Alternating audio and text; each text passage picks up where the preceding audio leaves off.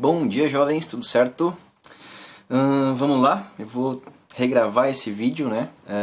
O outro deu algum probleminha na captação de áudio e vou ter que refazer esse, tem problema.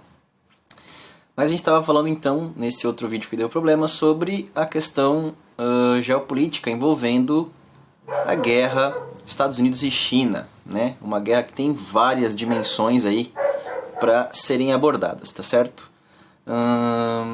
Então vamos lá para o início, né? A introdução dos antecedentes, né? Essa parte aí já está bem explicada no outro vídeo, mas eu vou retomar com vocês, né? Sobre a década de 90 e o que aconteceu na década de 90 antes desse contexto que a gente está vivendo hoje, né? Do governo Trump com o Xi Jinping, que é o atual primeiro-ministro da China, tá bom?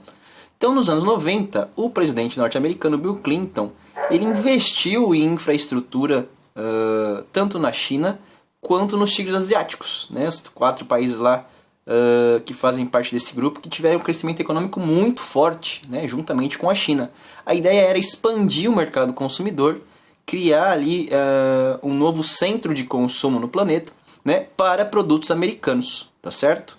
A ideia era que, com a melhoria da infraestrutura, os países crescessem, né, gerassem empregos e, com isso, aumentasse a capacidade de consumo da população local que pudesse aí consumir, então, os produtos americanos, tá certo? Como resultado, né, essa melhoria de infraestrutura e essa intenção de criar um mercado consumidor gerando empregos atrai empresas do mundo todo para a China e para os tigres asiáticos, né? Hong Kong, Taiwan, Singapura e Coreia do Norte e Coreia do Sul, desculpa. Então, algumas empresas norte-americanas, né, estadunidenses, elas vão para a China, vão para os tigres asiáticos, se instalam lá para baratear a produção, né? Tanto é que a ideia do Made in China vem disso, né?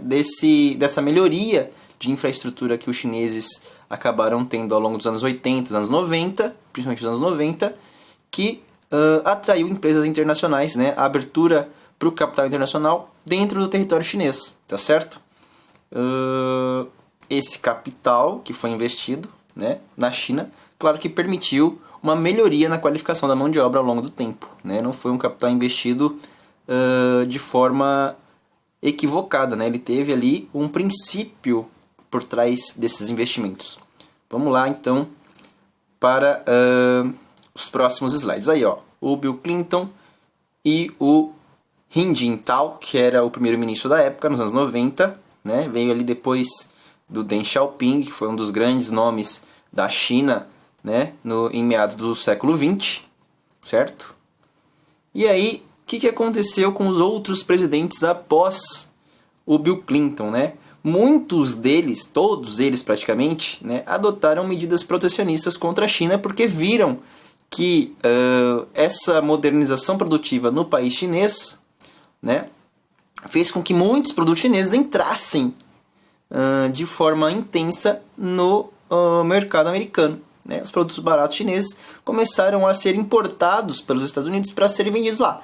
Isso criou um desequilíbrio na balança comercial entre Estados Unidos e China. Esse é o principal motivo. Isso levou a uma medida, ou a várias medidas de protecionismo contra os produtos chineses, né? O governo do George Bush, que durou aí entre 2001 e 2009, protocolou ou acionou cerca de 2.038 medidas protetivas, né, medidas protecionistas contra os produtos chineses, de maior ou menor escala. Barack Obama, né, que foi de 2009 a 2017, 1.834 medidas protecionistas, né, para controlar a entrada desenfreada de produtos chineses no mercado americano. Mas mesmo assim, essa entrada foi cada vez mais crescente, né, galera? Outra coisa importante de falar desses dois governos é a questão dos gastos que eles tiveram e as crises econômicas que envolveram esses períodos, tá? Que vão culminar depois numa insatisfação popular que vai culminar na eleição do Trump, né? Eu entendo assim que o George W. Bush, né? O George W. Bush filho, que tem o George pai lá, que foi um dos caras da Segunda Guerra. O George W. Bush filho, né? Que é o mais recente, ele teve um gasto enorme ali depois da queda das Torres Gêmeas, né? Se lançou uma grande empreitada contra a população muçulmana, né? Se criou até uma ideia xenofóbica de que todo o muçulmano é terrorista e tudo mais, aquela coisa que ainda hoje perdura um pouco nos Estados Unidos. Então ele foi o responsável pela grande campanha de guerra ao terror, né? Depois da queda das Torres Gêmeas lá em Nova York, né? E teve um enorme gasto bélico durante esse tempo, tá certo? O Barack Obama, durante a gestão dele, atravessou a crise imobiliária, lá, a bolha imobiliária, que foi a crise dos subprimes, dos títulos imobiliários, que acabaram perdendo muito valor durante sua gestão, né? E ele teve até que fazer uma aproximação com a China durante esse período para tentar negociar alguns títulos do Tesouro Americano para amortizar um pouco essa crise econômica estadunidense, né? Isso foi um dos pontos depois que o Trump acaba criticando durante a gestão Obama, tá certo? Mas esses dois contextos aí acabaram por aumentar, né, a expectativa do americano comum, né, sobre a candidatura do Donald Trump. Quando ele lança sua candidatura, ele coloca ali com pautas muitos temas que até então tinham ficado à margem, não digo à margem, mas que tinham ficado mal resolvidos, né, durante as gestões anteriores. A questão das medidas protecionistas de fato contra os produtos chineses, que cada vez mais estavam entrando com facilidade no território americano, né? A questão dos repasses tecnológicos também, né? A troca de tecnologias que vão para a China, né? De empresas que vão para a China, eles acabavam permitindo esse acesso a essa tecnologia, essa troca de tecnologia de uma maneira muito aberta, tá? E outras duas pautas, né, ou na verdade uma pauta principal que o Trump acaba defendendo também é a questão da migração, da xenofobia, né? A campanha dele foi baseada nessa questão da proteção do território estadunidense contra as migrações indesejadas, né? Ele fez uma lista ali, no começo ele fez uma lista de países que não poderiam entrar nos Estados Unidos. Foi um negócio bem tenso, assim, bem caótico, vamos dizer assim, né? E contra a China, né, ele sempre bateu o martelo de que a China era uma das culpadas pela balança comercial americana não ser tão ajustada, né? Porque a China praticava o dumping para quebrar as empresas americanas, abaixava o preço através de ações de controle de subsídios do Estado e também abaixava o valor do yuan, né, do renminbi, que é a moeda local lá chinesa, para que, mesmo com a taxação dos produtos chineses, esses produtos conseguissem chegar ali com um valor final abaixo do padrão do produto americano, né? Então ele tem ali uma série de acusações, né, e uma série de pautas que são reunidas por conta desse histórico, né, de outros presidentes anteriores que acabaram legitimando a sua candidatura, né? Tanto é que ele foi eleito ali, tinha-se muita dúvida de quem seria, mas ele acabou sendo eleito pela maioria, né? Não a maioria de votos, mas a maioria dos delegados, né? Que ali o sistema de eleição deles é um pouquinho diferente. Mas acabou que ele ganhou a eleição, né? E à frente do Estado americano, ele pôs em prática as suas pautas e isso tem dado pano para manga até hoje, tá certo? Então vamos seguir aí para demonstrar para vocês aí em figuras, né, em fotografias, essas relações aí, ó. Essa primeira fotografia é do George W. Bush com o Hu Jintao, que era o primeiro-ministro anterior ao Xi Jinping, né? Aí agora nessa próxima foto nós já temos aí, ó, o Barack Obama com o atual primeiro-ministro chinês, que é o Xi Jinping. Aqui é uns nomes difíceis de ficar lembrando, aí de vez em quando dá um nó na cabeça.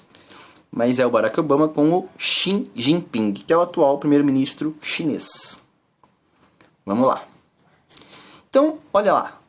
O grande trunfo, ou o grande lema, né, do Donald Trump na campanha foi a forte tendência ao americanismo contra o globalismo, contra essa ideia de que todos têm que cooperar entre si. Né? Ele pensava num slogan forte, né, em dois slogans muito fortes, que era o Make America Great Again, né, colocar os Estados Unidos como o país hegemônico, né, a grande potência mundial, né, que se perdeu um pouco essa colocação durante o governo Obama, né? Embora os Estados Unidos ainda continuasse muito forte economicamente, né?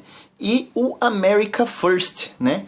Que é um reforço da iniciativa protecionista, né? Da ideia de pensar primeiro no mercado interno, na economia do país, para além dos interesses internacionais, tá certo?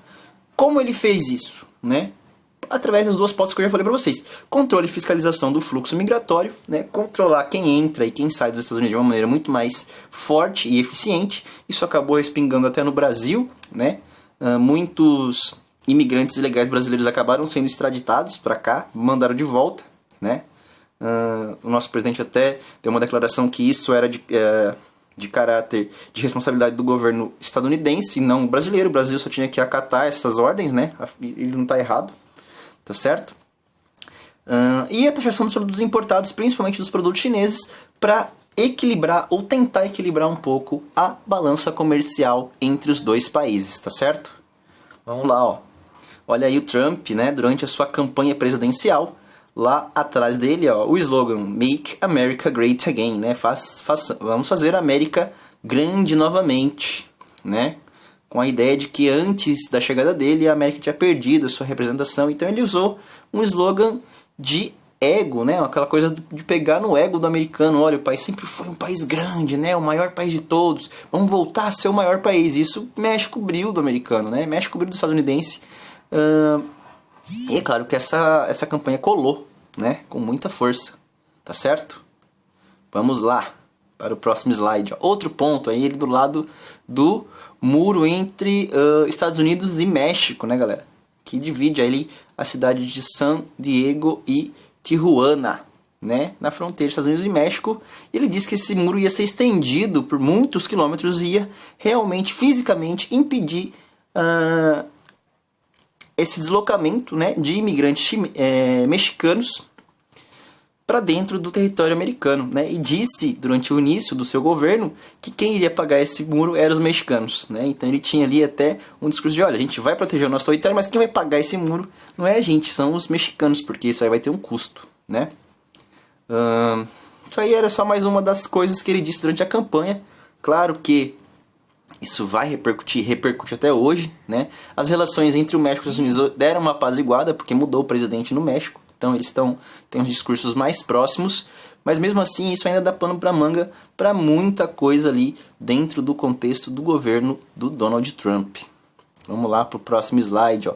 Ele aí durante o Fórum Econômico Mundial de 2018, descendo a lenha no globalismo, né? Falando, não, os Estados Unidos têm que pensar nele primeiro, né? Acusando a China de dumping, dando uma endossada ali no discurso da Europa também, que acusa, muitos países da Europa acusam a China de fazer essa técnica, né? Essa tática econômica para quebrar as outras empresas, para que ela possa assumir depois o monopólio do mercado, né?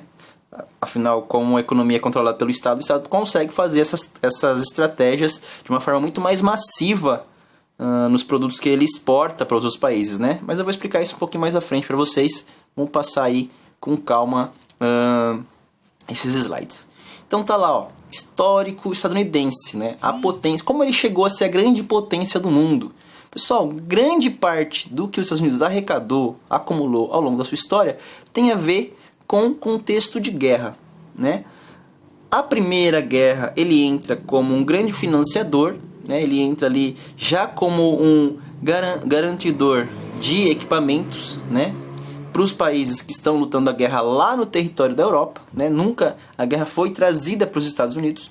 E na Segunda Guerra, ao final da Segunda Guerra, ele já como integrante, né, dos membros ali que lutavam contra a Alemanha, a Itália e o Japão, ao final ele lança 2 planos de recuperação econômica para os países afetados pela guerra. O plano Marshall, que beneficiaria, né, e que abriria linhas de crédito e empréstimos para a reestruturação física e econômica dos países da Europa, e o plano Colombo, que é essa mesma proposta, só que para os países da Ásia. Então, ele cria essas linhas de empréstimo de crédito para que os países da Europa e da Ásia se reestruturem e com isso ele ganhe dinheiro através desses empréstimos, né? Ou pelo menos crie dívidas longas para que esses países depois possam pagar, né, muito mais do que foi emprestado. É assim que funciona os empréstimos, né? Você paga mais do que você pega, certo? Além disso, ele também colheu alguns frutos durante a Guerra Fria, né? Essa influência que ele teve de colocar a lógica capitalista, né? Colocar a lógica da industrialização, da massificação do consumo para os países emergentes, para os países que apoiam ou que apoiavam essa lógica capitalista, ele acaba tendo algum benefício, porque sim, ele vai também emprestar dinheiro, né? Pega o caso do Brasil, que durante o milagre econômico de 64, que teve uma influência direta dos Estados Unidos aqui no Brasil, né, para depor o Jânio Quadros e o João Goulart, que eram os presidentes, aspas, comunistas do país, né? Quando entra ali, quando entram os militares, né, sai o Ranieri Mazzilli, que foi um presidente interino entre esses dois governos, e entra o primeiro governo militar, os empréstimos americanos fazem com que a nossa infraestrutura melhore, a nossa capacidade produtiva industrial melhore, né, que é o milagre econômico, só que isso vem a duras penas, né? Isso vem com um crescimento muito grande do endividamento público, né, do endividamento do Estado para com os Estados Unidos. E essa dívida, claro, vai retornar em benefícios econômicos para os Estados Unidos, né? Vai acabar fazendo com que o Estado não consiga manter os seus aparelhos, vai acabar sucateando muitas das nossas infraestruturas das estatais, né? Mas naquele momento serviu para dar um salto de qualidade, né, no milagre econômico nacional. Então, os Estados Unidos fez isso de maneira global, e isso cria para ele uma condição de crescimento, de manutenção econômica, de influência no cenário internacional muito grande, né? E por fim, certo? A guerra ao terror lá no início do século XXI, né, já com o George W. Bush, certo? Que faz com que os Estados Unidos tenham acesso a territórios riquíssimos em petróleo, né? Por trás dessa questão do combate ao islamismo, do combate às redes do Talibã, da Al-Qaeda e tudo mais, estava também o controle, né, desses recursos energéticos do petróleo, principalmente, pelos Estados Unidos, né, como o tutor dessa região após a invasão das tropas americanas para retirar ali a influência da Al-Qaeda, do Talibã, do ISIS e tudo mais, esses grupos, né, terroristas ali, que eles chamavam como se fossem todos eles muçulmanos e todos culpados pela desordem naquele território, né? Eles vão ali como salvadores da pátria, mas o interesse na verdade é controle dos recursos minerais, tá certo? Seja para eles ou para comércio para outros países, né? Mas eles tendo ali a tutela daquele espaço, é claro que eles vão ter uma vantagem econômica a longo prazo, tá certo? Então, esses aí são os episódios que a gente pode dizer que favoreceram ou que garantiram a posição de potência hegemônica dos Estados Unidos durante o século XX e também durante o século XXI, tá certo? E alguns acordos, alguns blocos que eles participaram e organizações supranacionais, né, órgãos supranacionais que eles têm muita influência. O NAFTA, que foi que é um bloco econômico, né, que eles faziam parte, já saíram, que era composto por Canadá, Estados Unidos e México, mas que também tentou-se aplicar para outros países da América, né? Tanto o NAFTA quanto o ALCA, a pretensão deles, que o ALCA que era um outro acordo econômico de vários países, também se tentou colocar esses blocos ou essas propostas para outros países da América, incluindo o Brasil, tá certo? A ideia era influenciar a economia americana, tendo como grande representante os Estados Unidos. A OMC, que é a Organização Mundial do Comércio, os Estados Unidos é um grande representante dessa instituição, e a própria ONU, que foi criada ali depois da Segunda Guerra, né? Os Estados Unidos têm sim grande influência dentro desses órgãos, né, e de muitos outros, justamente por ser o principal país no cenário político e econômico atual, né? Ainda hoje é, e provavelmente vai se manter nessa posição por muito tempo, tá certo? Vamos lá então. E a questão chinesa, como é que ela foi se estruturando aí? Como é que a economia chinesa foi se estruturando ao longo do tempo? A gente pode retroceder ali até meados do século XX, né? Afinal, a China não configurava no cenário internacional como grande potência antes disso, né? Ela era um país agrário, extremamente descentralizado, né? O Império Chinês não era tão organizado quanto depois da Revolução do Mao Tse Tung, a Revolução comunista chinesa, né, o estabelecimento do Partido Comunista Chinês como um grande poder central do Estado chinês, né, liderados aí por Mao Tse-tung, né. Qual que foi a lógica do Mao, né? A lógica do Mao Tse-tung. Durante o seu governo, né, que foi de 1949 até 76, a ideia era reformular a lógica de governança, a lógica de Estado da China, né? Era criar esse partido único, né, ou estabelecer, na verdade, esse partido único como controlador de todo o território, como organizador, como gestor principal desse território, tá certo? Romper com esse modelo extremamente agrícola, embora no primeiro momento a China ainda tivesse a sua economia pautada na produção agrícola em grande parte, tá certo? A ideia era avançar nesse contexto, né? Mudar essa estrutura para algo diferente, para algo novo, tá certo? Para isso, foram necessários alguns sacrifícios, né? Algumas estratégias que são consideradas bastante cruéis se a gente for ver, mas eu vou explicar isso no próximo slide, aí, um pouquinho mais para frente. Depois do Mao Tse-tung, entra aí na liderança do Partido Comunista Chinês o Deng Xiaoping.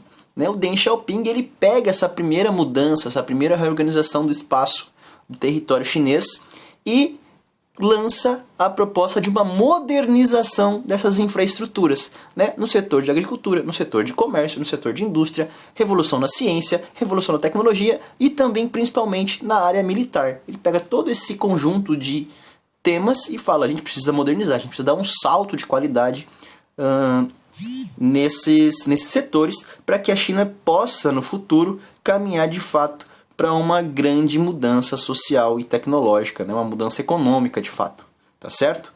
E, por fim, o Xi Jinping, que é o cara que está aí hoje, né? Grande responsável por essa nova reformulação, por esse novo arranjo, né? Por essa nova posição que a China vem ocupando nos últimos anos, né?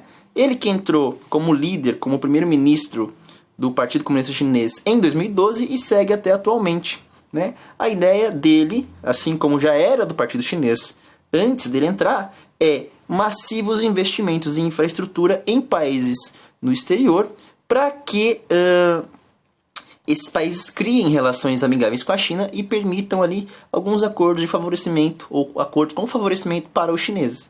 Claro, também pensando no investimento interno. Né? Não se deve investir para fora sem investir primeiro para dentro. Então a ideia dele é, vamos continuar a modernização do Deng Xiaoping numa escala bem maior, né? Vamos trazer aí ou aplicar investimentos massivos em educação, em tecnologia, em capacidade produtiva, né? Em infraestrutura, em modernização industrial. Então vamos dinamizar cada vez mais a capacidade tecnológica, a capacidade industrial chinesa, para que aí sim a gente consiga se posicionar enquanto país, né, ou estado, ou economia hegemônica no mundo, tá certo? Então esses três figurinhas aqui, ó, o primeiro aí em cima, né, o Mao Tse-tung, o em preto e branco ali embaixo, o Deng Xiaoping, e o na foto maiorzinha ali, dando um tchauzinho para nós outros, o Xi Jinping, né? Os três grandes nomes aí, as três figuras mais emblemáticas. Tiveram outros, né? Entre o Mao e o Deng, se não me engano, tiveram dois ou um representante. E entre o Deng e o Xi Jinping também tiveram dois ou três representantes. Mas esses três aí são os mais emblemáticos, são os que mais, de fato, influenciaram a economia chinesa nos seus grandes saltos. Tá certo? Vamos lá, ó. Elementos do crescimento chinês, eu já tinha comentado para vocês aí um pouquinho antes, mas pegando esses três personagens aí, esses três representantes, né, históricos para os chineses, no primeiro a gente tem um fato que ele decorreu justamente do excessivo controle da produção agrícola por parte do Estado, que é muitos passaram fome, né? A China produzia em grande quantidade, mas tudo basicamente era retido, era repassado, era controlado pelo Estado. E as pessoas ficavam sem comida, né? Ou com comida insuficiente. Por isso, né, culturalmente, essa grande fome que o povo passou levou eles a adotarem alguns hábitos culinários exóticos, né? como medida de emergência. É comer morcego, comer rato, comer escorpião, né? Comer algumas coisas que não são habituais na culinária mundial, né? Como eles adotaram essas práticas como a única solução, né? Isso vai levar também a uma série de consequências, disseminação de doenças, né? Que a gente vê hoje ali a galera comendo umas carnes exóticas e, né, dá ruim. Mas essa questão aí da fome, né, durante o governo Mao é explicada porque tudo que era produzido, ou 99,9%, muita coisa do que era produzido, era retido pelo Estado, e as pessoas, os produtores, os camponeses, acabavam ficando literalmente sem a sua produção, para que o Estado conseguisse exportar, né, em maior quantidade e reter esse lucro no Estado, né, nas contas públicas, no cofre público, tá certo? Então, mesmo que você produzisse em grande quantidade, você não tinha o retorno proporcional, porque tudo era retido pelo Estado e ele repassava ali, ou ele deixava você só com uma mínima parte daquilo que você produzia, e às vezes isso não era suficiente para a manutenção do seu bem-estar, né, da sua alimentação. Isso aí é uma crítica muito forte a esse período do Mao Tse Tung, além da questão da perseguição dos opositores, né? Isso acontece até hoje na China, o controle do Estado pela imprensa, né? O controle da imprensa pelo Estado, melhor dizendo, né? A perseguição aos opositores. Isso aí, como é um partido centralizador, um partido que tem um controle muito forte sobre as demandas estatais, né? Claro que se você falar contra, ele vai lá e corta suas asinhas, literalmente. Isso acontece desde o Mao Tse Tung, e eu acredito que hoje até tem ocorrido de uma forma um pouquinho mais branda, mas ainda assim é preocupante, né? As questões sociais na China, as questões de liberdade da China são um dos temas mais frágeis de se debater enquanto a gente fala dessa questão, tá certo? Durante o segundo momento, agora avançando um pouquinho, né? A questão ou as questões que envolveram o governo do Deng Xiaoping. Ele abriu a economia chinesa para o mundo. Foi ele o grande responsável por permitir que empresas internacionais, empresas de outros países viessem para a China investir na China, né? Ou explorar a mão de obra chinesa, né? Por quê? Naquele momento do governo chinês, né, você tinha benefícios fiscais, né, e você ia pagar menos impostos, você tinha leis trabalhistas mais brandas, uma abundância de mão de obra de custo baixíssimo, tá? Leis ambientais também não tão fortes, tá certo? Então era muito mais fácil para uma empresa sair do seu país de origem, ou sair de um país onde ela tivesse ali alguns entraves econômicos ou legais, e fosse para a China, né, explorar aquele novo cenário, tá certo? Então, antes de mais nada, o governo Deng Xiaoping também fez uma jogada para atrair essas empresas. Ele não simplesmente falou, olha, vem aqui que a gente vai abaixar os juros, tem uma mão de obra sobrando, né? Eles construíram as tais das Zonas Econômicas Especiais, as ZEEs. Isso aí é muito recorrente no assunto China, quando se fala em China, né? Quem fez isso, ou quem foi o responsável por isso, foi o Deng Xiaoping durante o seu governo.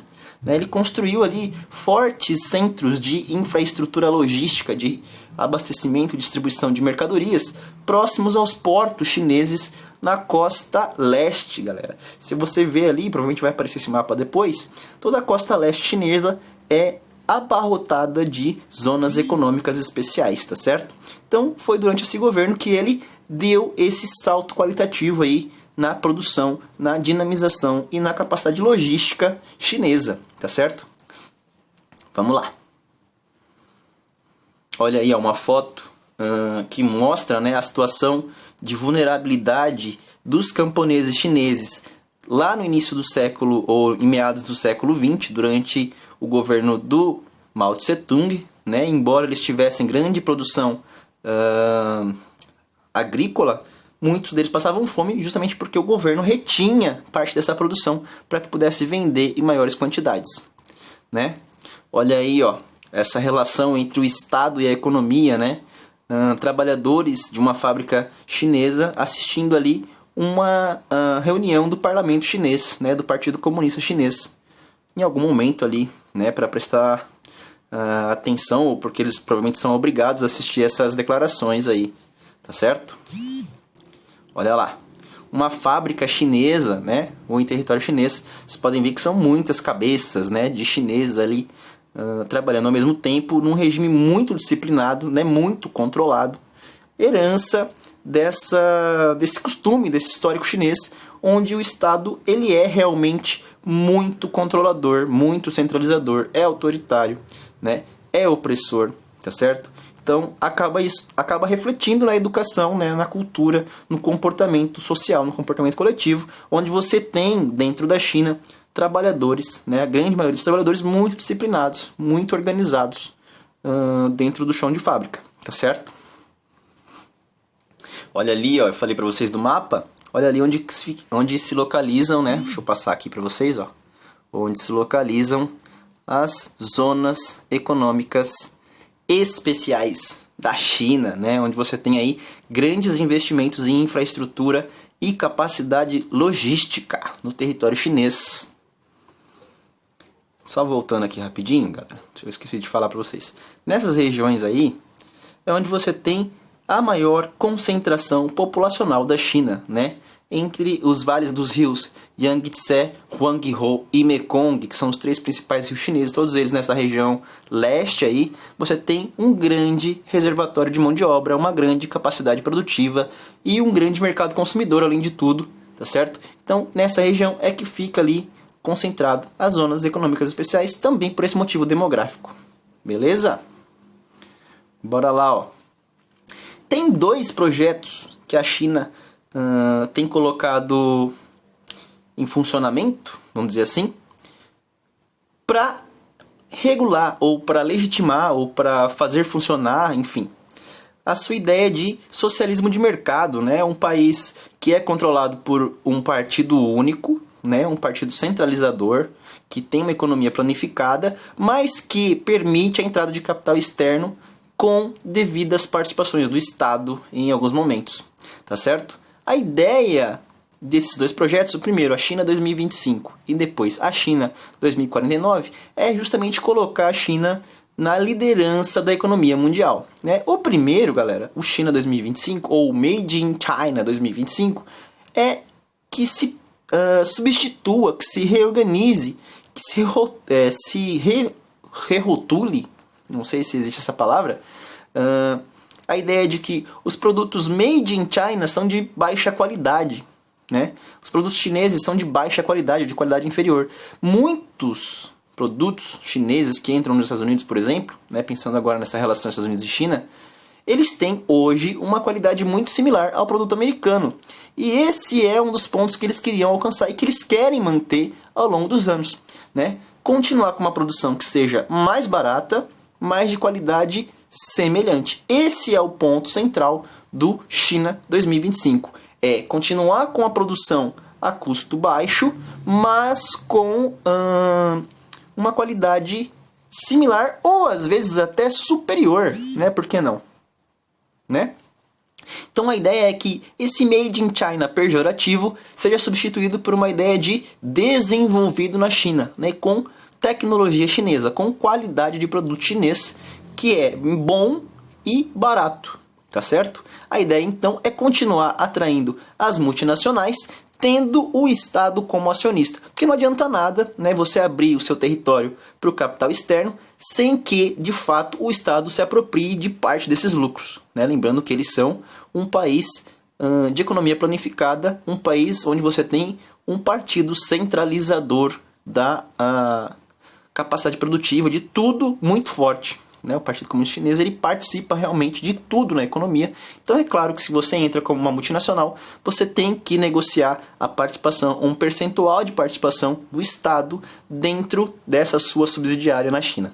Isso aí é um dos argumentos que eles colocam para que você possa entrar ali, tá certo? Outra coisa, né? Os produtos chineses são fortemente subsidiados para chegar no mercado internacional. Esse ponto é que vai dar abertura ali para a crítica de dumping, né, que a União Europeia e que os Estados Unidos batem com muita força sobre a gestão política, a gestão geopolítica chinesa na economia mundial, né?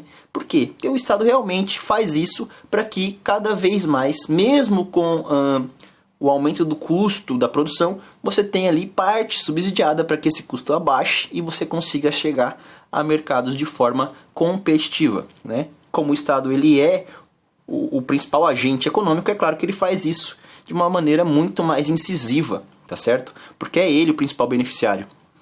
Então, onde você tem aí esse reflexo da modernização, da abertura de capital, né, de centros de consumo, de centros tecnológicos muito fortes na China, são tão mais do que esses 3 exemplos, mas os 3 que eu acredito que sejam mais importantes é Xangai, Hong Kong e Pequim. Né? Pequim é a capital chinesa, Hong Kong é uma província, Xangai é uma das grandes cidades chinesas, todas elas centros mundiais econômicos tecnológicos. Né? Várias outras cidades da China também entrariam nesse grupo seleto, mas essas 3 a gente pode citar com mais segurança, que são municípios, que são cidades muito fortes economicamente e que têm um peso muito grande no cenário mundial hoje, tá certo? E existe aí, galera, deixa eu arrumar aqui meu capzinho, existe um projeto de um prazo um pouquinho mais longo, que é o China 2049, que seria o ano do centenário da posse do Deng Xiaoping, né? Ele assumiu lá em 1949, então em 2049 eles comemorariam 100 anos de governo do Partido Comunista Chinês. Né? Então eles têm um plano para completar 100 anos, para quando chegar essa data de 100 anos, e olha, a ideia deles é realmente tomar a dianteira da economia mundial. Né? Investir muito forte, isso eles já estão fazendo há muitos anos, em infraestrutura e qualificação de mão de obra, capacidade produtiva, tanto na África, né, que hoje eles são os principais investidores, quanto na Ásia, né, os países ao redor deles ali, e também na Europa, né, fazer parcerias bilaterais com vários países europeus, principalmente na questão logística. Tá? Existe um projeto em aplicação hoje, né, que está sendo desenvolvido, que é o Cinturão e Rota, que seria ali a criação de rotas marítimas, né, de infraestruturas de portos e de ligações rodoviárias e ferroviárias por esses 3 continentes, Ásia, África e Europa. Né? Eles estão muito próximos um do outro, então é mais fácil você criar essas rotas. Né? E isso dinamizaria o interesse de países explorar a mão de obra chinesa, explorar essas vantagens que o governo chinês proporciona às empresas, mas também dinamizaria demais o acesso aos produtos chineses, às empresas chinesas, nesses mercados fora da Ásia, né? Então você tem ali, ó, acho que vai aparecer aqui, isso aí é mais, eu trouxe pra gente dar uma bugada, né? Produto made in China de uma empresa que tem a assinatura do Donald Trump. Olha só como a China ela absorve de fato muita produção industrial, né? Uma gravata aí com a marca, né? O Donald Trump ele é dono de ele vende o nome dele como uma marca, né? Para lucrar em cima desses produtos. E esse produto que tem a assinatura, né? Que tem a marca Donald Trump é fabricado na China. Olha aí a contradição, né? Olha só. Essa cidade aí, ó, se eu não me engano, é Hong Kong. Eu falei no outro vídeo agora, mas eu me esqueci. Mas é uma grande cidade chinesa que, se a gente trocasse os ideogramas chineses pelas letras que a gente conhece, isso aí viraria Nova York. Né? Pra mim é igualzinho, só muda que ali tá em chinês. Em Nova York você vai ouvir, vai ler em inglês, tá certo? Mas você tem grandes centros econômicos, grandes centros hoje na China que se assemelham em muito aos grandes centros americanos, né? Não devem em nada. Opa, vamos lá. Olha aí, ó, legal essa foto aí, que é nada mais nada menos do que uma parte das zonas econômicas especiais na China, né? Um porto, uma área de embarque e desembarque de containers, né? No litoral leste da China. Olha aí para vocês verem a capacidade, né? E a infraestrutura industrial e de deslocamento, de armazenamento, de processamento, de tudo que é material que eles têm. É gigantesco, galera. É muita grana investida nisso aí, justamente para tirar os produtos da China, né? Mandar para outros países e também receber os produtos, né? Então é uma das coisas que garante aí essa atração da China para o mundo, né? Olha só, investir na China é legal porque ele já tem uma infraestrutura muito boa instalada, né? Vamos lá. Essa foto aqui, eu também não... Acho que é Xangai, mas pode ser Hong Kong. Eu, como tinha essas duas fotos comparativas, eu acabo me confundindo. Mas isso aí nada mais é do que o mesmo local na China, tá? 20 anos de diferença. Você tem ali, ó, uma foto em 1990 e uma foto de 2010. Olha só como mudou de monte, né? Mudou muito o ambiente, né? A sociedade, a capacidade de desenvolvimento, a capacidade tecnológica e o perfil social. Olha só, você tinha uma sociedade que era completamente horizontal e hoje ela está extremamente verticalizada, né? Moderna, e é o mesmo lugar, só tem 20 anos de diferença. Olha só que loucura, né? Olha aí, ó, uma propaganda, né?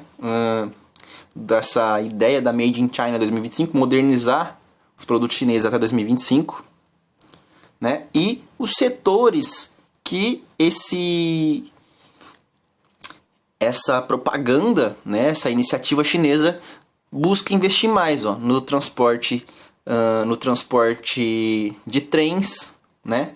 Na capacidade de produzir cada vez melhor, com tecnologias mais interessantes, na energia, novas energias para veículos, robôs, né? Tecnologia científica, tecnologia industrial, tecnologia farmacêutica, de navegação, de tecnologia aérea e também tecnologia agrícola. Então são vários setores que eles querem investir. É claro que eles têm que dinamizar a economia, não vale investir em um setor só, né? Ele já tem esse potencial de dinamizar cada vez mais, então é isso que eles estão fazendo, dinamizar a economia, né? E o parlamento chinês, que é um negócio monstruoso, né? É como se fosse o nosso congresso aí, só que feito por chineses e muito mais organizado, parece até um negócio de filme. Aí, ó, tá o Xi Jinping aqui no centro, ó, meninão, né? Olha aí por um outro ângulo, ó, a mesma mesa tá aqui, ó.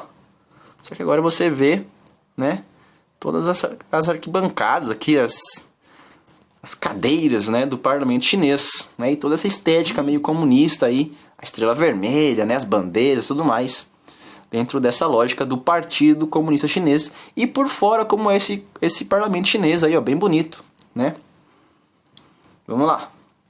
Olha aí também um mapa que fala do que se propõe, né? Qual é a ideia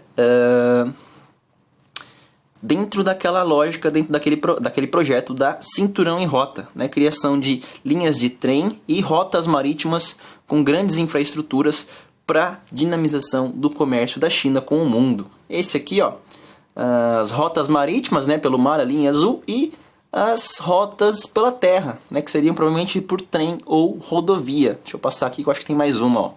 Olha lá, essa aqui tá mais detalhadazinha, ó. Então, abriria aí, né, rotas por todo o Sudeste Asiático, pelo litoral da Índia, né, entraria ali pelos dois lados da Península Arábica, entraria até o Mar Mediterrâneo, né, que é o acesso mais curto ali, né, pelo Mar Vermelho, depois Mar Mediterrâneo, até o acesso ao litoral sul da Europa. E por dentro, né, pegaria ali o território da Rússia, pelo sul, o território da Turquia, do Irã, né, desses países dentro do que a gente chama de Oriente Médio, né, e chegaria ali até o interior da Europa, né, provavelmente por trem, certo?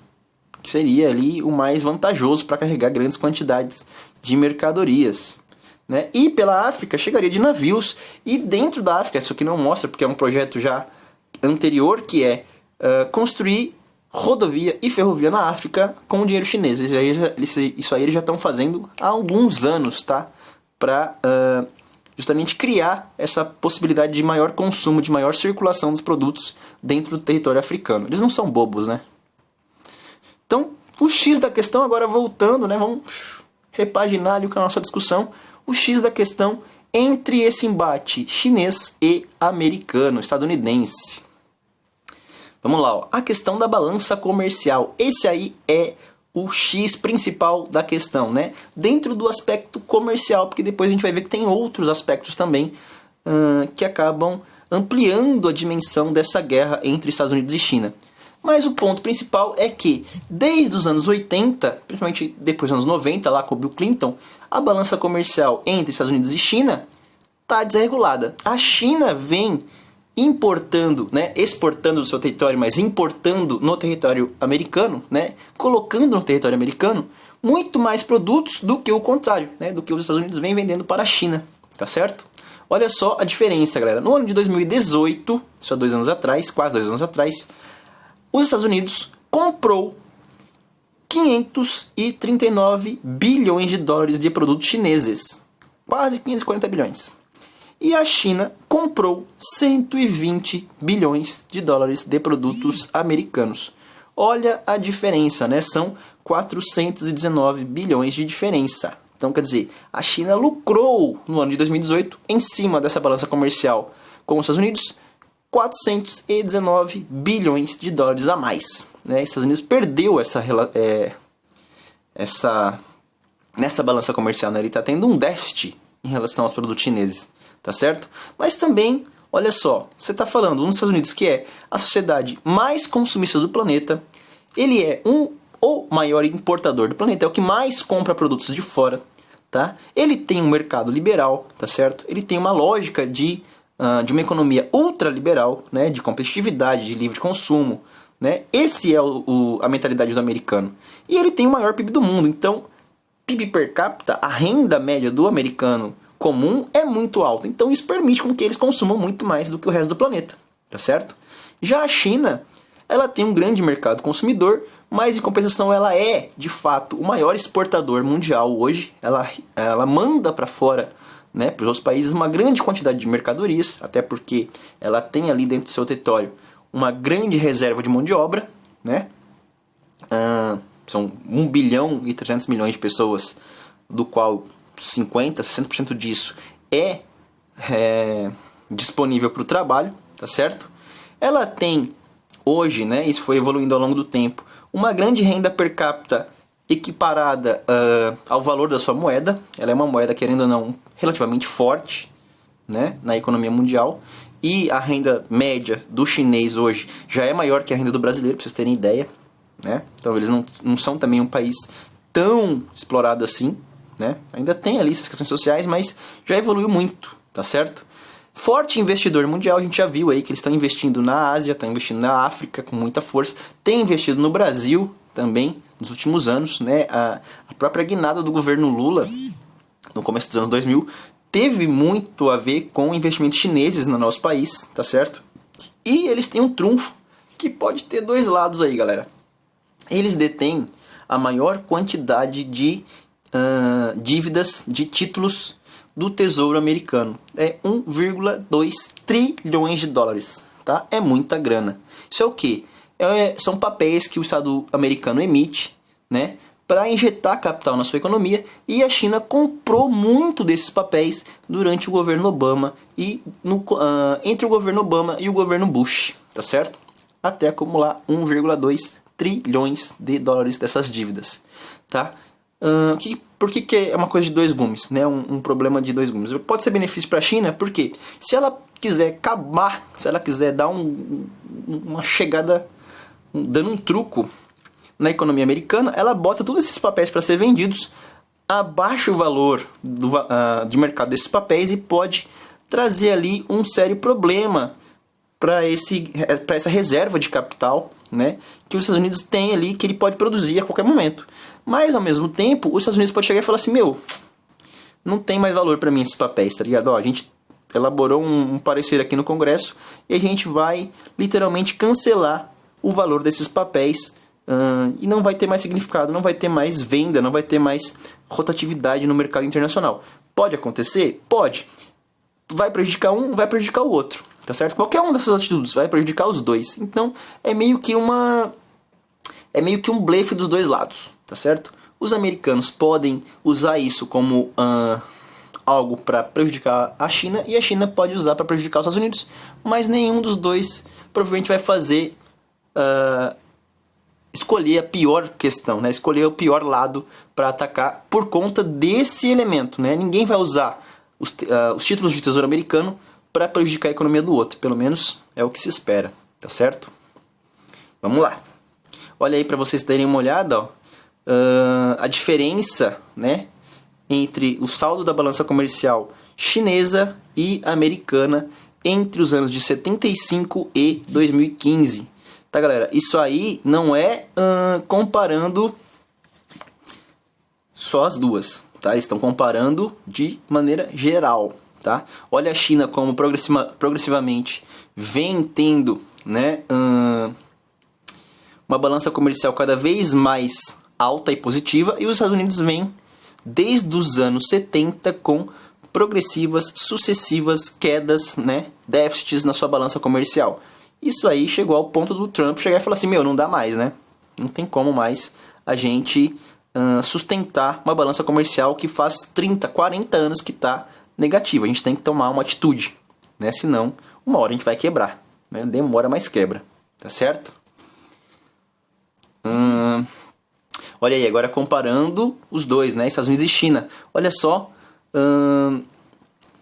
as importações, né, americanas, como elas subiram ao longo do tempo, e as exportações. Os números, se fosse ao contrário, né, seria exportações chinesas que estariam lá em cima, né, nesse lugar aqui, ó, se fosse ao contrário, né, exportações chinesas, importações americanas. Mas a gente está olhando da ótica dos Estados Unidos. Então, eles importaram cada vez mais e exportaram num crescimento muito menor, né? Então, o déficit comercial lá em 2018, que a gente já viu ali no outro dado, foi de 419 bilhões, né, galera? Só para vocês entenderem aqui, ó. Essa aqui fala do geral, né? Não fala só Estados Unidos com China, ou China com Estados Unidos. Isso aqui fala da balança comercial geral, tá certo? Tanto dos Estados Unidos quanto da China. Qual é a relação que eles têm na balança comercial como um todo, tá certo? Estados Unidos cada vez mais em declínio, um déficit na balança comercial muito forte, a China com superávites cada vez mais fortes. E aqui a relação dos dois países, tá certo? Olha, como em 2018 isso chegou num ápice, né? Num valor muito grande de 419 bilhões de dólares de diferença entre o que a China importa e o que os Estados Unidos importa, tá certo? Olha ali, ó. O que aconteceu então nesse contexto onde o Trump acaba atacando a China, né? Acusando a China de várias coisas, e como a China reagiu a isso, né? Vamos lá. Então, como é que começou a treta toda? No início dessas ações americanas, das ações estadunidenses com o governo Trump, ele aumentou em 10% o valor dos impostos. Aí o primeiro falou assim, vamos aumentar em 10% os impostos sobre os produtos chineses. E depois ele viu que isso não era suficiente e aumentou em 25%. Né? Claro que nesse inteirinho ele teve uma reaçãozinha da China também, mas ele passou de 10%, que já era muito, a 25% sobre os produtos chineses. E isso afetou, galera, aqui embaixo, ó, um montante de 250 bilhões em produtos chineses. Sendo que, vamos lá, lembrando, eles importavam da China, né? Eles compravam da China quase 500 bilhões, né? Metade do que eles compravam agora taxado em 25%, né? É uma grande quantidade dos produtos que eles comercializavam. Metade deles agora tem 25% a mais de impostos. E quais foram esses produtos aí, ó? Painéis solares e máquina de lavar foram os dois primeiros, né? Depois, o que deu a treta maior de tudo, porque a China também reagiu, né? Aço e alumínio, todo o aço e o alumínio chinês agora estava taxado em 25%. E a China é um grande produtor dessas duas commodities. Então, para eles foi extremamente abusivo essa reformulação, essa reação, ou essa adição de 25% sobre os produtos, tá certo? Depois começou a transcender não só na área comercial, mas também para a área tecnológica, tá? A Huawei, que é uma Huawei, não sei como é que fala aí esse nome chinês, né? Igual o Xiaomi também, que eu não sei como é que fala direito. A Huawei entrou com muita força no mercado americano por conta de ser mais barata e também começar a oferecer ali, né, ter a propaganda do 5G, que seria a nova tecnologia de internet 100 vezes, de 10 a 100, tem gente que fala de 100, de 10, de 50, de 200 vezes mais rápida do que a 4G, né? Então, os Estados Unidos meio que boicotou essa empresa, falou assim, olha, a 5G não vai entrar aqui e um pouquinho mais para frente eles falam assim, a gente não vai mais liberar o uso do sistema Android por tecnologia chinesa, por celulares, pelas empresas de telecomunicação chinesas. Então eles boicotam dois elementos. Não vão comprar o 5G chinês e não vão liberar a tecnologia Android para os produtos chineses. Deu ruim, né? Deu ali um bafafá gigante de proporções que até o primeiro-ministro chinês chegou a dar uma declaração falando sobre isso, tá certo? Então esses aí foram alguns pontos de ação, de reação dos Estados Unidos com relação a essa questão da balança comercial. Como que a gente vai equilibrar essa balança comercial entre Estados Unidos e China? Vamos taxar os produtos deles, né? Botar pressão econômica. Olha aí, ó, uma convenção de lançamento da tecnologia 5G pela Huawei, sei lá como é que fala esse nome aí, Huawei. Uma manifestação, isso aqui é legal, para vocês verem que a China é acusada de dumping não só pelos Estados Unidos, ela é acusada de dumping pela União Europeia, né? Fala assim, meu, chinesada louca, né? Você é doido, vai lá, subsidia o produto, fica muito mais barato que o nosso. Eles entram no nosso mercado, quebram as empresas locais e depois tomam um monopólio, né? Isso é uma estratégia, é a proposta do dumping. A curto e médio prazo, subsidia, né? Tem um gasto, mas depois quando você quebra suas concorrentes, você ganha o monopólio do mercado daquele produto que você subsidiou a um curto e médio prazo. E a longo prazo, então, é um benefício, tá certo? Então não só os Estados Unidos acusam a China de fazer isso, mas também a União Europeia que endossa esse discurso, né? Olha, a China faz dumping, vai quebrar o mercado local e depois entrar com monopólio. Isso aí que é o Estado controlador da economia. Vamos lá. Ó, e aí tem ali pra gente representar, pra vocês conhecerem a cara do dinheiro, esse aí é o dinheiro chinês, né? Com a carinha do Mao Tse Tung ali na nota, né? Esse aí é o renminbi ou yuan. Beleza, e como é que a China respondeu a essas ações americanas, galera? Ela também taxou os produtos americanos em solo chinês, né? Primeiro em 10%, depois 25% para ser igual ali. Eu falei, vocês estão fazendo isso aí? Vamos fazer também, né? Então, primeiro, taxaram o petróleo americano e taxaram os automóveis americanos, né? Foram os dois primeiros produtos. Depois, material de construção e os produtos agrícolas, soja, milho e a carne de porco que vinha dos Estados Unidos. Certo? Isso impactou em torno de 75 bilhões em produtos americanos. Lembra que a balança comercial, né? Se o pessoal fala assim, nossa, mas os Estados Unidos taxou 250 bilhões em produtos e a China só 75 bilhões, mas pensa na proporção, galera. Os Estados Unidos compravam da China quase 500 bilhões em produtos. A China comprava dos Estados Unidos 120 bilhões em produtos. Então, esses 75 bilhões aqui é menor, mas na verdade é mais do que 50% do que eles compravam. Então eles atacaram ali uma porcentagem maior, só que, claro, numa quantidade de capital menor, tá certo? 75 bilhões foram afetados aí por essas taxações que a China aplicou sobre os produtos chineses. Olha só, dentro desse toma lá da cá, né, nesse olho por olho, dente por dente, o governo americano, a comitiva econômica do governo americano, lá com o Trump e os representantes dele, se reuniram com a comitiva chinesa por 2 vezes, né, de fato, assim, com reuniões bem organizadas. Foram 2 vezes na reunião do G20, né? Em 2018 foi lá em Buenos Aires e em 2019 foi em Osaka. E durante essas 2 reuniões, eles estabeleceram uma série de acordos, né? uma trégua econômica, que eles não iam mais taxar os produtos, mas os pontos principais foram esses aqui, ó. Vou colocar aqui para vocês. A China se comprometeu em aumentar durante 2 anos, 2020 e 2021, um montante de 200 bilhões em compras de produtos americanos, né?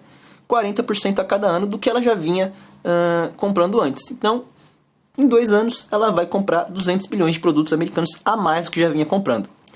Não sobretaxar mais os produtos americanos, né? Então, nessa queda de braço, olha, eu taxo, você taxa, ela se comprometeu a não sobretaxar mais os produtos americanos, tá certo? A abertura do país, da China, a serviços financeiros estadunidenses. Isso aí pode ser um tiro no pé. Por quê? O que é isso? Abrir espaço para bancos americanos, né? Vamos entrar com os bancos americanos aí para, no meu entender, literalmente possibilitar o endividamento da sociedade chinesa com capitais ou com bancos americanos, né? Isso pode corroer um pouco a economia chinesa. Eu acredito que é só uma forma deles entrarem aí e, entre aspas, morderem, abocanharem um pouco do capital chinês que circula internamente. Mas é uma estratégia inteligente dos Estados Unidos, né? Abrir essa possibilidade de bancos americanos entrarem na China, tá certo? Mas vamos ver isso a longo prazo, o que vai acontecer, tá certo? Outro ponto também que, para mim, beneficiou mais os Estados Unidos do que a China. Proteção da propriedade intelectual. Antes, era obrigatório toda a tecnologia que entrasse na China para ser produzida na China e que não fosse chinesa, eles tinham que compartilhar essa tecnologia com o Estado, né? Divulgar, olha, a gente está fazendo isso, então vocês têm que aprender aí, ó, dá pra gente a patente, a matriz dessa tecnologia para a gente estudar sobre isso e produzir essa possibilidade depois com tecnologia chinesa. Isso já não é mais obrigatório, pelo menos com produtos americanos, com tecnologia que vem dos Estados Unidos, tá certo? Então eles colocaram essa cláusula aí para parar de atacar um ao outro. Os Estados Unidos colocou essa imposição para que parasse com a guerra comercial, tá certo? Eu acho que quem saiu ganhando nesses acordos, claramente, foi os Estados Unidos, mas a China tem cartas na sua manga, né? Ela não fez isso também como submissa, ela simplesmente está pensando a longo prazo e esses acordos eles podem mudar depois de um tempo. Olha aí, ó, essa aqui foi a reunião lá na Argentina, né? Uma mesa entre os representantes da China e dos Estados Unidos, ali, ó, no primeiro plano aqui, ó, o Xi Jinping e do outro lado o Donald Trump, né? Os dois representantes aí do executivo, da primeira linha política dos dois países. Olha aí, os dois se cumprimentando lá em Osaka, no ano de 2019, né? Cara de poucos amigos, o Trump com esse bronzeado laranja dele aí. E o Xi Jinping com um cara de não tão simpático, né? Nem esboçou um sorriso, ele tá tipo, nossa, seu americano puto, né? Mas fizeram ali alguns acordos entre 2018 e 2019. Olha aí, galera, pontos do conflito, né? Como que se deu, ou como se dá, ou como vai se desenvolver essa questão aí entre os dois países. Você tem, por um lado, né, não é que um ou outro vai adotar, mas olha os pares, né, como você tem duas coisas acontecendo ao mesmo tempo. Você tem acordo diplomático, de outro lado, sanções econômicas, né, como as duas coisas são contrárias, mas ao mesmo tempo elas se colocam juntas. Você tem protecionismo por lado da economia americana e uma tentativa de cada vez mais transformar a economia chinesa em algo liberal, um protótipo de liberalismo novo, né? Onde o Estado está presente, né? O nacionalismo, eu acredito que seja dos dois lados, tá? E a colaboração internacional, né? Os Estados Unidos se coloca hoje como um grande ator da diplomacia internacional, do cenário internacional, mas com o governo Trump ele deu uma retraída, né? Ele pensa muito mais hoje naquela lógica do americanismo, mas ainda assim é um grande colaborador internacional, e a China que se coloca no cenário internacional como o grande incentivador de modernização de vários países, né? Não só os emergentes, como os países pobres também. Então, esse cenário aí de duas coisas que são dicotômicas, né? Que são díspares, mas que os dois acabam adotando de alguma forma. E como essa guerra aí, que tem várias vertentes, ela acaba criando, para mim, essas duas coisas. Imprevisibilidade política, né? Você não sabe para onde que eles vão atirar, se eles vão cair atirando, se eles vão retaliar, se eles estão putos, se não estão, e como isso causa volatilidade de mercado, né? Qualquer um dos dois que reagir de uma forma não esperada vai criar uma reação no mercado internacional, vai criar uma reação das bolsas, vai criar uma reação das ações, né? Valorização ou desvalorização de alguns ativos, né? Então, como os dois, de fato, hoje, são grandes personagens da economia mundial, tá certo? Vamos lá. Passando aqui para o próximo. Cenário internacional, outras coisas que são além, né, dessa situação China e Estados Unidos. Esse trunfo aí econômico e tecnológico que a China tem desenvolvido cada vez mais fez com que a Rússia se aproximasse da China para dialogar, né? O desenvolvimento da tecnologia 5G, por exemplo, atraiu a atenção da Rússia, né? A Rússia, que antes era ali o grande inimigo ideológico, político dos Estados Unidos, quando se sentiu que a China era a nova ameaça, falou assim, opa, vamos fazer um amigo aqui, vamos apertar umas mãos, né? Então, quando os Estados Unidos alertou o mundo do perigo, né, contra a segurança cibernética do 5G, da tecnologia 5G que vinha da China, a Rússia falou, opa, aí uma coisa que me interessa. Os Estados Unidos estão com medo de ser hackeados, estão com medo de terem sua tecnologia exposta pela velocidade da 5G, né? Os hackers podem usar essa tecnologia para invadir os sistemas operacionais ou sistemas de segurança dos Estados Unidos. Vamos saber o que é isso aí de verdade, né? Vamos na fonte. E foram lá e fizeram ali essa aproximação com a China, né? Pensando na questão da segurança cibernética. Se vão usar isso para o bem ou para o mal, tem que ver depois, né? Questão do Brasil, galera. Como a gente está aí dentro desse cenário?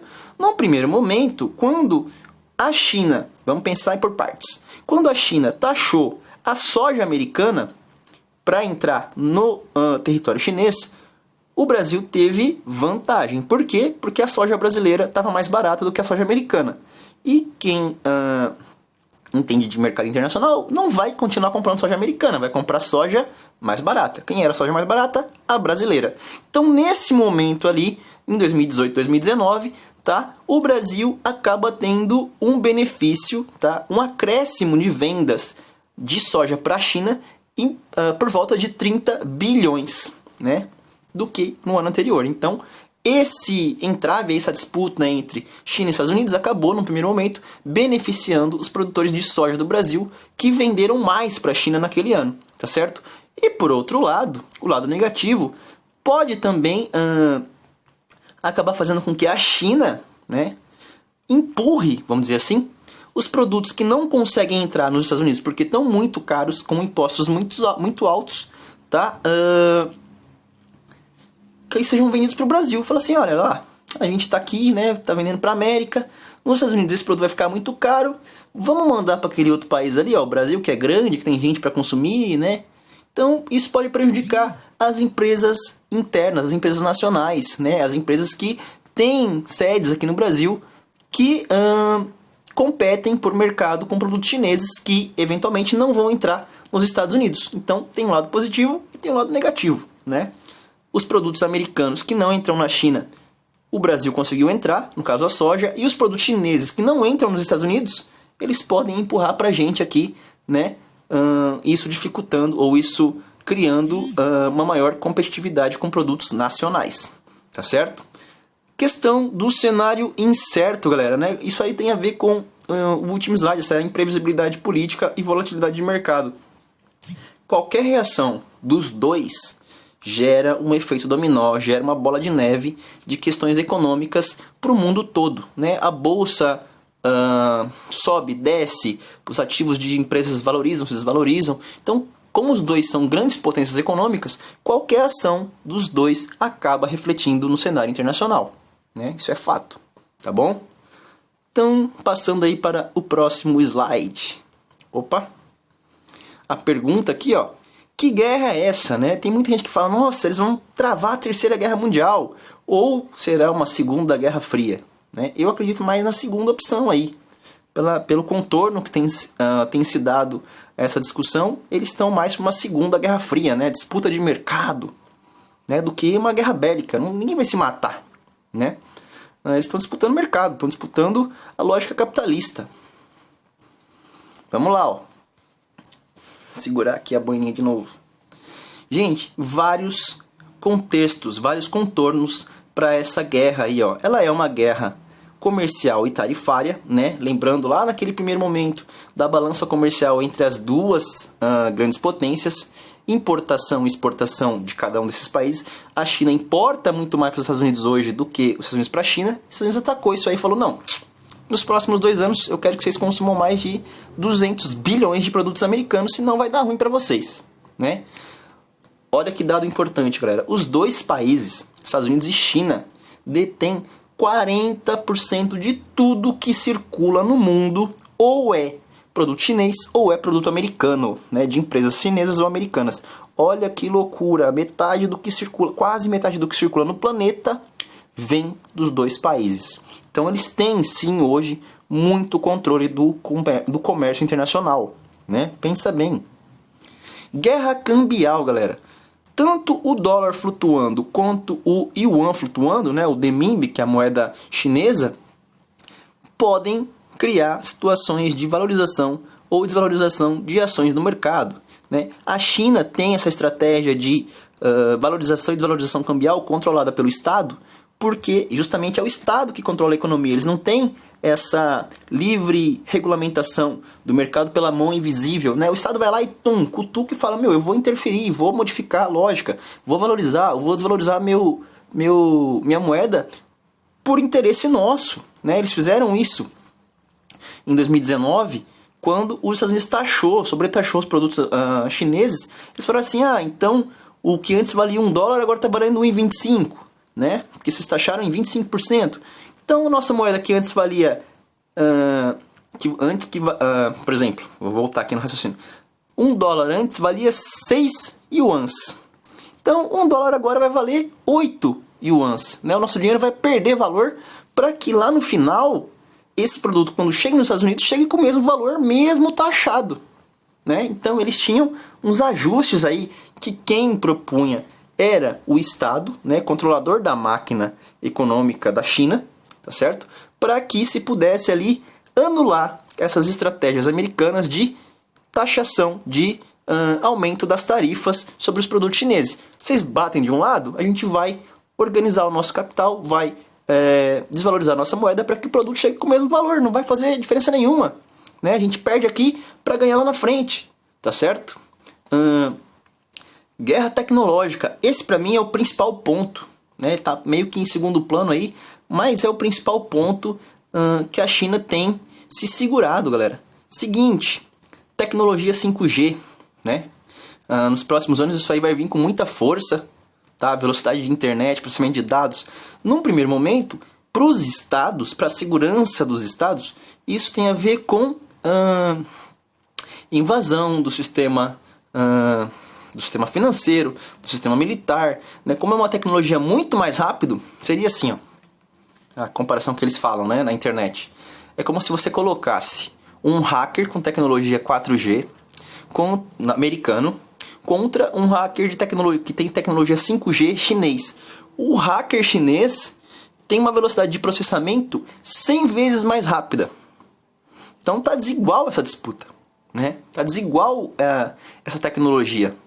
Então imagine se a intenção, ou uma das intenções dessa tecnologia muito mais rápida é espionagem, é hackear o sistema, hackear os sistemas. Então a China tem uma vantagem relativamente maior hoje, né? Embora também eu acho que os Estados Unidos já tenha, né, com uma tecnologia similar, né? Claro que eles têm. Mas esse primeiro momento aí, essa divulgação, né, da massificação da tecnologia 5G pela Huawei criou ali uma reação, né, de se proteger dos Estados Unidos. Falou, vocês têm uma tecnologia muito mais rápida que a nossa, como assim? O que vocês querem fazer com isso aí? Né? Vamos pensar na gente primeiro, no americanismo, né, a reação deles. E um outro ponto, né, que foi uma retaliação dentro dessa questão também tarifária, quando o Donald Trump, através da Google e de empresas que controlavam o sistema Android, proibiu que o sistema Android fosse utilizado por celulares chineses. Né? Num primeiro momento todo mundo falou, nossa, e agora a China vai quebrar, meu Deus, como assim eles não vão... São celulares sem o sistema operacional, é casca vazia. Poucos meses depois, a Huawei anunciou um sistema operacional próprio, o Harmony, né? Então a gente não precisa mais do Android, a gente tem o nosso, é o Harmony, né? O Harmony OS. Então nisso aí eles já deram o pulo do gato. Mas na questão da 5G ainda está meio que um impasse, né? Olha aí, o que vocês vão fazer com essa tecnologia? Né? Qual que é a intenção de vocês em ter uma tecnologia, uma velocidade de internet até 100 vezes maior do que a normal? Vamos esperar para ver, né? Mas como o Estado americano ele é um Estado protecionista, é um Estado que tem força, né? Ele foi lá e cutucou, falou: o que vocês querem? Qual que é a de vocês? Tá certo? Outra coisa também que é pouco falada, mas que eu acho que tem um pezinho ali para acontecer uma guerra física, uma guerra militar de fato, é a influência que a China tem ou que alega ter, né, o controle que ela tem ou que alega ter sobre o Mar do Sul da China, que é o mar ali que pega os territórios das Filipinas, do Vietnã, desses países do Sudeste Asiático para baixo da China ali. Tá? Por quê? Nesse território você tem 15% de todo o comércio, de toda a quantidade de pescado, de peixes que é comercializado no mundo, 15% vem dali. 30% das rotas comerciais do planeta passam por aquela região, tá certo? E o subsolo, né, o solo marinho, né, daquela região detém grandes reservas de petróleo e gás natural, né, o equivalente mais ou menos ao que se tem hoje na Venezuela. Então é uma fonte de riquezas a ser explorada. E a China alega que aquilo é dela, embora pelas leis internacionais não seja bem assim, né? E aí você tem essas questões ali de domínio da costa, né? Das faixas costeiras pela China e pelos países que alegam que ela está invadindo o território deles, principalmente as Filipinas e o Vietnã, né? Que acabam pedindo ali a interferência dos Estados Unidos, e os Estados Unidos se dói, né? Também como o grande defensor da paz no mundo, vai lá e fala: opa, chinesada, peraí, vamos se segurar aí, porque a gente vai mandar um navio americano aqui cheio de aviões, aí, um porta-aviões, sei lá, um negócio violento, para ver como é que tá isso aí. Mas também a ideia dos americanos é ter controle por aquela área, né? Eles pensam em explorar também aquela área, tirar os chineses dali e fazer acordos com os filipinos, com os vietnamitas, para explorar aquela área, né? Por último, que já é bem atual, né, seria desse ano, a questão sanitária, né, envolvendo aí o coronavírus, tá? Os chineses acusando os Estados Unidos de terem levado uma comitiva do exército para contaminar chineses naquele local, isso desde outubro do ano passado. A China sendo acusada de ser a causadora do problema, né, de ter escondido o problema, de ter até criado vírus, coisas conspiratórias, né? Mas que ganham um ar aí de problema diplomático, porque são justamente dois países com um poder militar, um poder geopolítico muito forte, tá certo? E também, galera, a questão da distribuição e venda, né, de produtos hospitalares e de produtos de proteção, né, a questão das máscaras, dos respiradores, a China querendo vender para o mundo inteiro, os Estados Unidos retendo a produção da 3M chinesa para os Estados Unidos, né? Teve um contexto ali onde cada um reagiu de uma forma, falou: opa, vamos pensar nos Estados Unidos primeiro ou vamos vender para o mundo? Estados Unidos pensando neles primeiro, o americanismo, e a China como o grande exportador mundial. Olha, a gente tem que abastecer o mundo, a gente tem uma capacidade produtiva gigante, passou por isso primeiro, temos experiência, né? Então você tem duas posturas também dentro dessa questão sanitária nesse momento, tá certo? Passando aqui, galera, trazer um mapinha que fala desse mar da China, aí, ó, o Mar do Sul da China. Então, olha só, essa linha aqui, ela fala, ou ela demarca a área de interesse chinês, né? A China diz que é dona, que controla todo esse mar aí, tá certo? E essas linhas tracejadas em azul seriam o que dá, de fato, acesso, o que a lei permite que os países, né, de costa aqui, ó, por exemplo, a China dentro dessa delimitação por lei teria a permissão de explorar só esse território aqui. O resto seria do Vietnã, né? Filipinas aqui, ó, Filipinas aqui, né? Indonésia, Malásia, né? Então você tem vários países solicitando o uso desse espaço marinho, desse espaço oceânico, e a China se impondo, né, falando, não, isso aqui é nosso. Né, tem bases militares chinesas artificiais dentro desse oceano aí, né? Isso cria uma questão geopolítica e militar que é bastante grave, tá certo? Deixa eu ver se tem mais um aqui, ó. Olha aí. Né? A área que a China... É o mesmo mapa, só que pensado, desenhado de uma outra forma. Olha só. Essa é a área que a China reclama. Né? Aí você tem os países, ó, o Vietnã e as Filipinas. Né? Vietnã aqui e as Filipinas, que são muito prejudicados. Brunei aqui também, Malásia, ó, né? Que são os países que, entre aspas não, de fato, perdem áreas de exploração econômica para o interesse chinês através dessa solicitação, né, dessa reclamação da China de que sim, ela é a dona desse espaço marinho, enquanto na verdade a lei mostra outra coisa. Isso pode gerar ali uma guerra, de fato, uma guerra militar mesmo, com navios, com bomba, com gente morrendo, tomando tiro nessa região aí, porque envolve interesse geopolítico, interesse econômico, tá certo?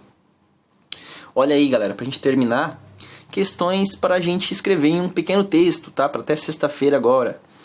Haverá um vencedor nessa Segunda Guerra Fria, né, entre Estados Unidos e China? Você acha que alguém vai sair vitorioso? Tipo assim, o outro vai reconhecer, nossa, perdi, agora vou ter que ceder, né? E outro, quais os impactos dessa guerra entre as duas potências para a economia mundial? Impactos positivos, impactos negativos, né? Pode ser um texto bem pequenininho aí, de no máximo 15 linhas, não precisa se estender muito. Tenta responder de forma breve essas questões, tá certo? Aí mandem para mim esse texto até sexta-feira, dia 29. E aí a gente termina esse primeiro bimestre com esses dois temas, né? O outro que foi o Brexit, que eu já mandei para vocês, e agora o texto sobre a China e os Estados Unidos, esse embate político-econômico aí entre as duas nações, tá certo? Então é isso, acho que acabou aqui, vou finalizar o vídeo, espero que esse não dê problema, né? E a gente vai se falando ao longo da semana aí, tá certo? Beijinhos e abraços para todos. Se cuidem, uma boa semana para vocês e tchau, tchau, galera.